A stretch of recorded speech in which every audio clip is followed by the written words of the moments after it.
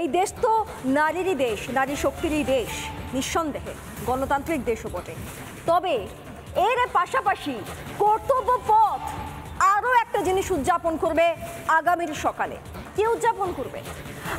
আপনার আমাদের প্রত্যেকের মনে আছে চন্দ্রযান-3-এর সফলতা। হ্যাঁ, চন্দ্রযান-2 প্রায় 90% কাজ সেরে ফেলেছিল, কিন্তু শেষ মুহূর্তে আমরা সফল হতে পারিনি এবং আমাদের মনকে আমরা হয়তো আরো শক্ত করেছিলাম। ইসরোর বিজ্ঞানীরা শপথ করেছিলেন যে তারা আরো রাত জাগবেন, তারা আরো লড়াই করবেন, তারা নিজেদেরকে প্রমাণ করে ছাড়বেন।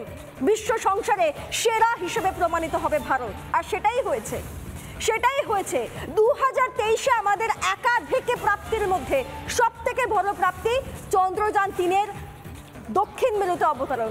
সেখানে তিরঙ্গা উড়েছে বিশাখা, আর সেই প্রাপ্তিও কর্তব্য পথে স্থান পাবে এবছর। তাই না?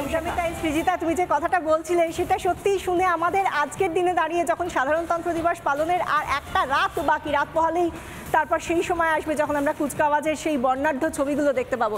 আর সেই জায়গা থেকে আজকে আমরা যেটা দেখতে পাচ্ছি কি না, আজকে আমরা দেখতে পাচ্ছি যে কিভাবে বিভিন্ন রাজ্য এবং কেন্দ্রশাসিত অঞ্চলে যে ট্যাবলোগুলো থাকবে সেই ট্যাবলোগুলোর সঙ্গে বিশেষভাবে প্রাধান্য পাচ্ছে কি না, রামলালার জন্য বা রাম মন্দিরের জন্য গোটা বিশ্বের নজর এই মুহূর্তে 22শে জানুয়ারির পর থেকে যখন নতুন যুগ, নতুন অধ্যায় শুরু করেছে আমাদের দেশ, সেই জায়গায় গোটা বিশ্বের নজর রয়েছে রাম মন্দিরের দিকে, রামলালার দিকে।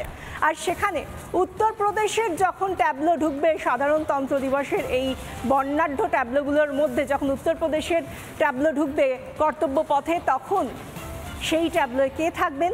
সেই ট্যাবলোয় থাকবেন ধনুক হাতে রামলালা থাকবেন সেই ট্যাবলোতে। কারণ এই মুহূর্তের দাবিতে, অর্থাৎ সময়ের দাবি মেনে ভারতবাসীর জন্য, বিশ্ববাসীর জন্য উত্তরপ্রদেশের এই 75তম সাধারণতন্ত্র দিবসের ট্যাবলোতে থাকছে এই বিশেষ চমক, যেখানে ধনুক হাতে নিয়ে উপস্থিত থাকবেন উত্তরপ্রদেশের ট্যাবলোতে স্বয়ং রামলালা। সৃজিতা, একদমই তাই।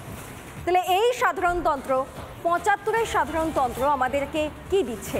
বিশাখা, 75-এর সাধারণতন্ত্রে আমরা নারী শক্তির উদযাপন দেখতে পাচ্ছি। 75-এর সাধারণতন্ত্রে আমরা উদযাপন করছি চন্দ্রযান-3-এর সফলতা। 75-এর সাধারণতন্ত্রের দিনে, 75তন্ত্রের সাধারণতন্ত্র দিবস উদযাপনে আমরা দেখতে পাচ্ছি রামলালাকে। এরকমই একাধিক কিছু প্রাপ্তি নিয়ে বোধহয় আমরা এগিয়ে যাব আগামীর ভারতের দিকে, তাই না বিশাখা? একদমই তাই। তুমি যে কথাগুলো বলছিলে যে আমরা কিন্তু একদিকে, তুমি যে কথাটা বললে সৃজিতা, তুমি দর্শকদের দেখাচ্ছিল সেই চন্দ্রযানের কথাটা, চন্দ্রযানের ট্যাবলো, আর তার পাশাপাশি আমি যে কথাটা বলছিলাম যে রামলালা, যেটা নিয়ে আমরা সবাই জানি যে একটা নতুন অধ্যায়, নতুন ইতিহাস তৈরি হয়েছে এবং সেই ইতিহাসের সূচনা করেছে কেন? আমাদের দেশ। আর সেই জায়গা থেকে উদযাপনের জন্য, সেটা চন্দ্রযান-3 হোক বা রাম মন্দির হোক, উদযাপনের জন্য আগামীকালের সকালের থেকে ভালো সময় আর কি হতে পারে? এই জায়গা থেকে একটার পর একটা যখন সাফল্যের মাইল ফলক ছুটছি আধুনিক ভারতের আমরা যারা ভারতবাসী, তাদের কাছ থেকে এর থেকে বড় গর্বের বিষয় আর কি হতে পারে? তাই সত্যি আজকের দিনে দাঁড়িয়ে এই বিষয়টা নিয়েই বলতে গেলে সত্যিই বলতে হয় যে কালকে যখন কুচকাওয়াজ করবেন মহিলা বাহিনীরা, মহিলারা যখন দখল নেবেন কর্তব্য পথের, এবং কাকে অভিবাদন জানানো হবে সৃজিতা? দ্রৌপদী মুর্মুকে। একদমই, যিনি একজন মহিলা রাষ্ট্রপতি। সব মিলিয়ে সত্যিই কর্তব্য পথে ভারতীয় মহিলাদের তিরঙ্গা লহরায় গিয়ে, এটা বলাই যায়।